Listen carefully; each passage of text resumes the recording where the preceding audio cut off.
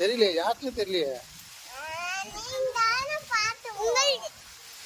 யார் வண்டினே தெரியாம ஏறி உக்காந்துட்டியா?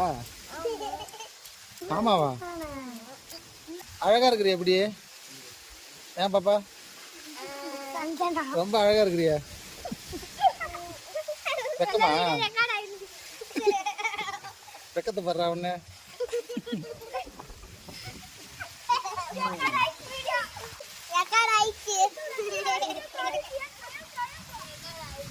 சஞ்சனா, நீ ரொம்ப அழகா இருக்க.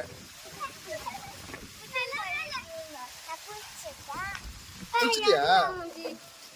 குளிச்சதுனால அழகா இருக்கிறியா?